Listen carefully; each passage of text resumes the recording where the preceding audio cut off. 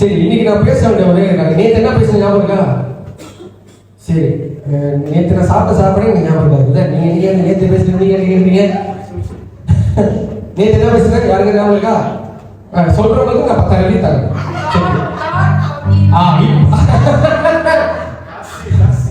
காசு துட்டு மணி பட்டு காசு. சரி, நான் போயிருக்கேன் சீக்கிரமா. ஆனா நீங்க உட்கார்ந்து இருக்கும் போது எப்படி உட்கார்ந்துருக்கும்னா, இந்த பூமியில இருக்க எல்லாத்தையும் அனுபவிக்கிறது எப்படின்னா, அனுபவிக்கிறது என்ன தெரியுமா? ஃபீல் கூட வேணும், அனுபவிக்கணும். நல்ல ஐஸ்வர்யமான வாழ்க்கையை நீங்க அனுபவிச்சுதான் ஆகணும். நல்ல உயர்ந்த வாழ்க்கையை நீங்க அனுபவிச்சுதான் ஆகணும். ஏன்னா இந்த பூமியில எல்லாத்தையும் கடவுள் அவருக்காக படைக்கல, எல்லாத்தையும் உங்களுக்காக தான் படைச்சிருக்காங்க. சந்தோஷம் வராதுல? பணம் உங்களுக்காக படைக்கப்பட்டது, மரம் கொடி செடி எல்லாம் உங்களுக்காக படைக்கப்பட்டது, வானம் பூமி எல்லாம் உங்களுக்காக படைக்கப்பட்டது, ரோல்ஸ் ராய்ஸ் உங்களுக்காக படைக்கப்பட்டது, BMW உங்களுக்காக சிருஷ்டிக்கப்பட்டது. வேணுன்ற கை தட்டி வாங்கிக்கலாம். பிரைவேட் ஜெட் உங்களுக்காக படைக்கப்பட்டது, ட்ரிபிள் ஸ்டோரி டபுள் ஸ்டோரி அவ்வளோ எல்லாமே உங்களுக்காக படைக்கப்பட்டது.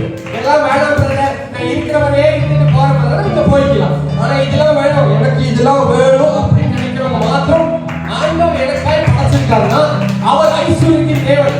பரலோகம் வந்து தங்கத்துல இருக்கு. பரலோகம் எதுல இருக்கு? பரலோகம் என்ன செய்யப்பட்டிருக்கு? ஆனா நம்ம தங்கமே வேண்டாம், தங்கலாம் போட்டுக்க வேண்டாம்.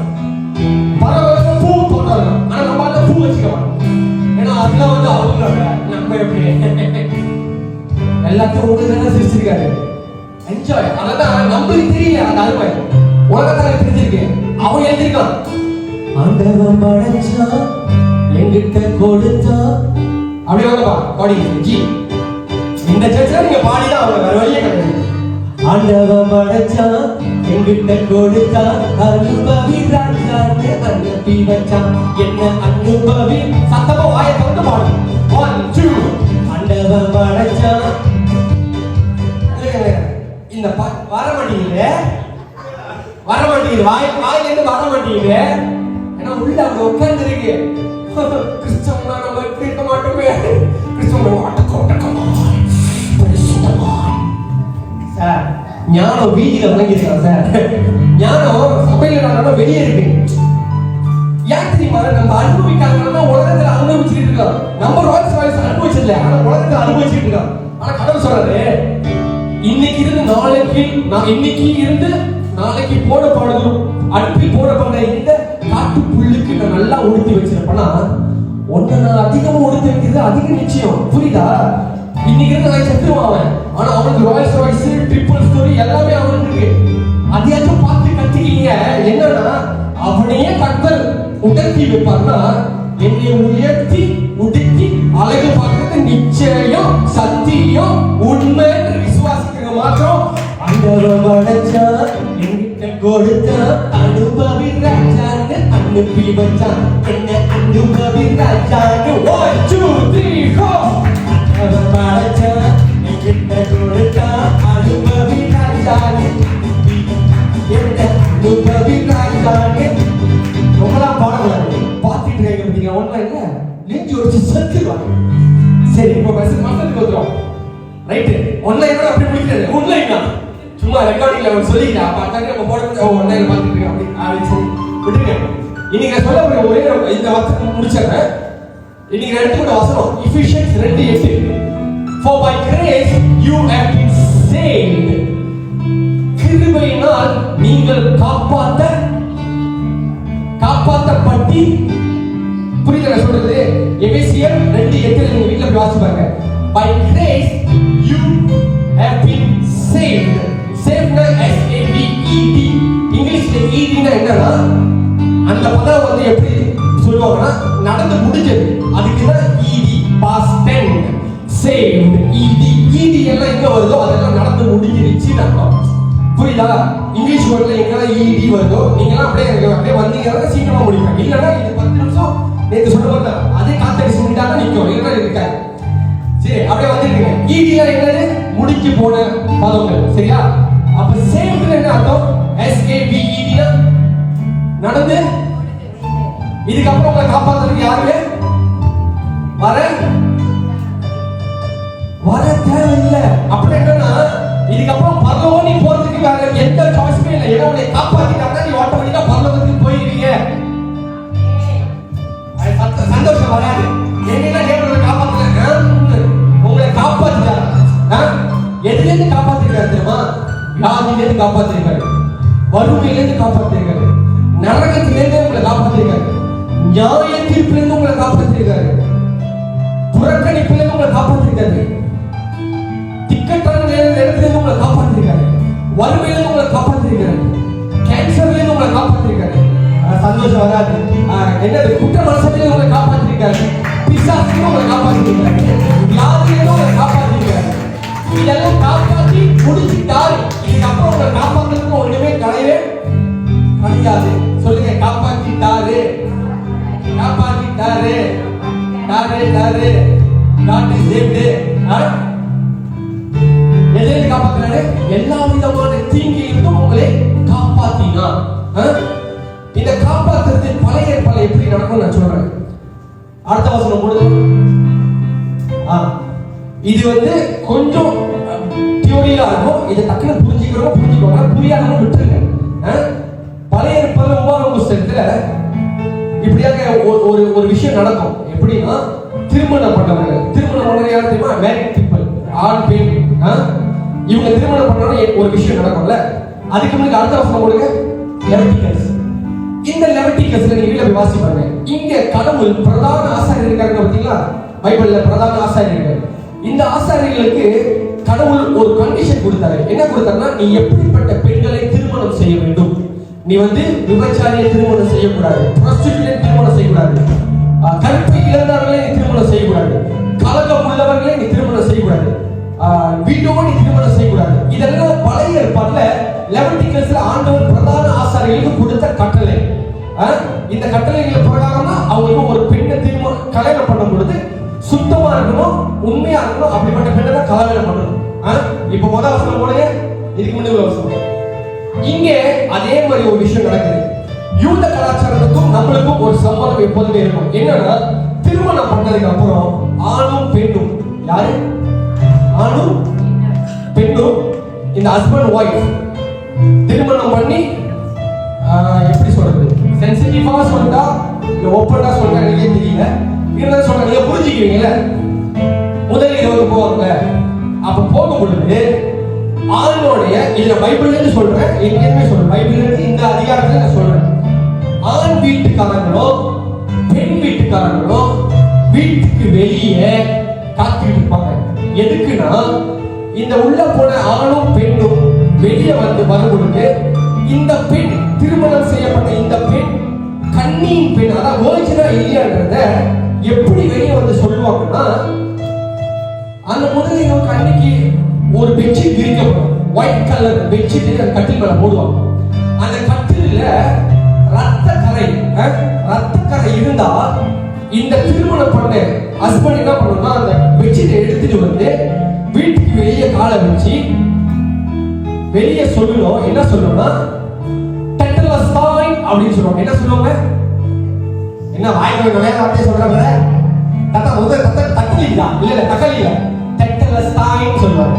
அது எப்படி சொல்லுவாங்கன்னா, வீட்டு ரெண்டு கல் வீடு தான் டோர் இல்ல, அந்த டோருக்கு ரெண்டு பக்கத்துலயும் புடிச்சுக்கிட்டு டெட்டலஸ்தாய் அப்படின்னு கத்துவாரு.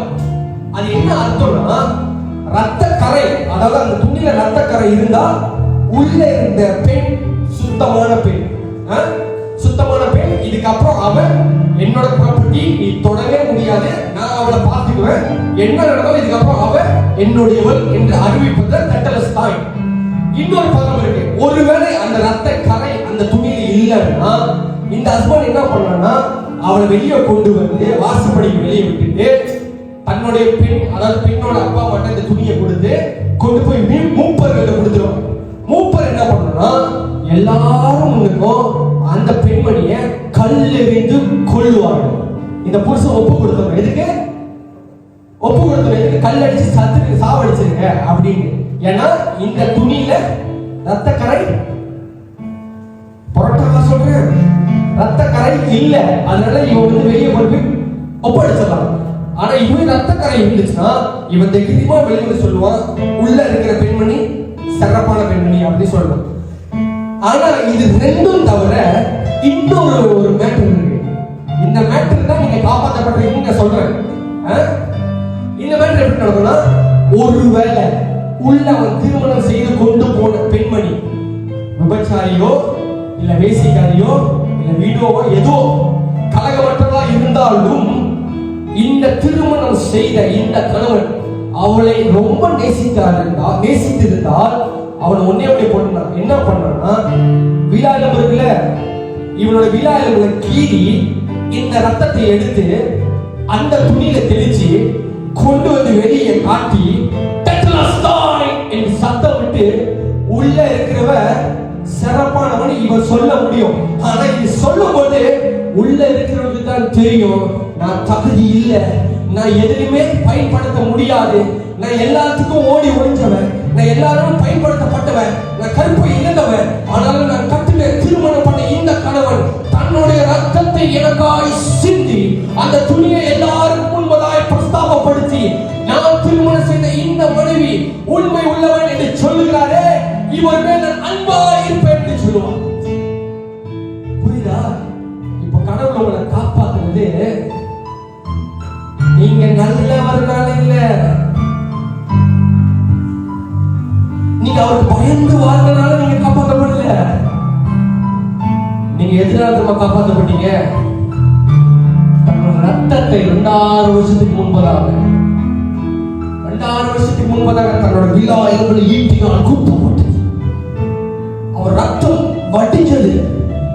கடைசியில ரத்தமோட இல்ல சார், தண்ணியை கூட ஒட்டி வைக்கல. பயமில்லை, தண்ணிய வரைக்கும் சிந்தி தீர்த்து காப்பாற்றினார் உன்னை.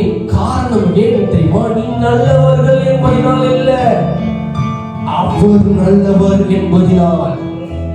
தேவன் உன்னை காப்பாற்றுவதற்கு காரணம் உன்னை அவரோடு இணைப்பதற்கு. தேவன் உன்னை காப்பாற்றுவதற்கு காரணம் அவர், நீ அவர் வச்ச அன்பினால் இல்ல, அவர் உண்மையை வைத்த அன்பினால்.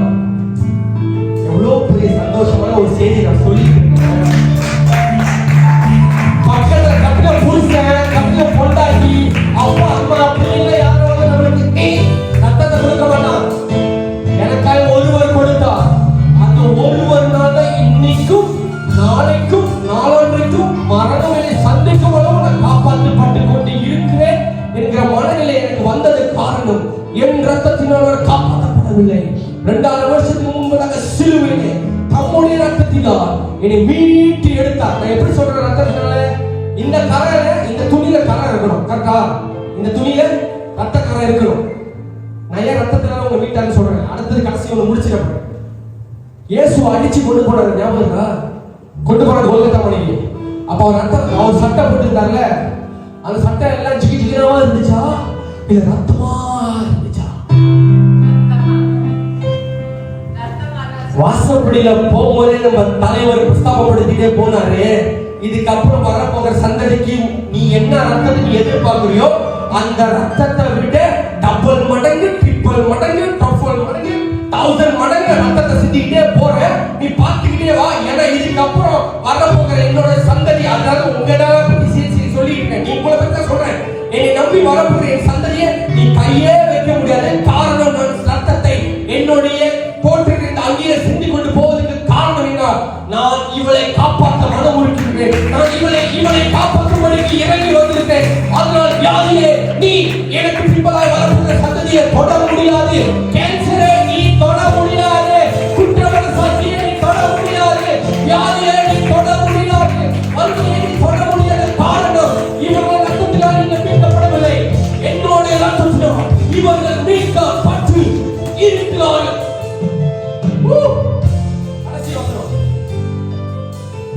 நீங்க ஏன் காப்பாற்றப்பட்டீங்கன்னா, ஒண்ணு ரத்தத்தினால. ரத்தம் ஒரு அளவுக்கு செஞ்சுச்சு, ஆனா கடைசியா அந்த ரத்தத்துக்கு வேல்யூ ஒண்ணு கொடுத்துச்சு. அதாவது நீங்க எப்படி சொல்லலாம், நீங்க ஒரு காரியத்தை வாங்குறீங்கன்னா அந்த காரியத்துக்கு தரம் இருக்கணும், வேல்யூ இருக்கணும். அப்பதான் அது என்ன பண்ணப்படும், பயன்படுத்தப்படும். அப்பதான் அது கனம் செய்யப்படும். ரத்தம் சிந்தனை உண்மை, ஆனா கடைசியா ஒரே ஒரு வார்த்தை சொன்னாங்க. எத்தனை பேருக்கு தெரியும் என்ன வார்த்தை சொன்னாங்க? ரத்தத்தை எல்லாம் சிந்திட்டாரு. இப்போ முழு பரலோகமே வெயிட் பண்ணுது. வருது. சொல்றா ஏசப்பா சொல்லுங்க ஏசப்பா, இந்த வார்த்தையை பகவான் நிக்குது பின்னா நிக்கிறாரு. சொல்லு கடைசியா அவருக்கு சொன்னாரு. பழைய ஏற்பாடுல உள்ள இருக்கிற பெண்மணி சிறப்பான பெண்மணினா மாப்பிள்ளை வெளியே வந்து என்ன பண்ணா, ரெண்டு தூணுக்கு நடுவில் கையை நிப்பாட்டி என்ன சொல்லலாம் சொன்னேன், டெட்டலஸ்தாய் என்று சத்தம் எடுக்கலாம். டெட்டலஸ்தாய் என்று அர்த்தம் என்றால் இட் இஸ் ஃபினிஷ்ட். அப்படின்னா 2000 வருஷத்துக்கு முன்பதாக ரத்தத்தை சிந்தினவரே அதை உறுதிப்படுத்துவதற்கு சிலுவையிலே ரெண்டு கையை விரித்து இறுதியாய் சொல்லி முடித்தார். டெட்டலஸ்தாய், எல்லாம் முடிந்தது. உனக்காய் கொடுக்க வேண்டிய கரையம் கொடுக்கப்பட்டாயிற்று. உனக்காய் கொடுக்க வேண்டிய சுகம் கொடுக்கப்பட்டாயிற்று. உனக்கு வேண்டி கொடுக்கப்பட உயர்வு கொடுக்கப்பட்டாயிற்று. காரணம், நீங்களும் நானும் ரத்தத்தினாலும் அவருடைய வார்த்தை முடிந்தது என்று சொன்ன இந்த வார்த்தையினாலும் நாம்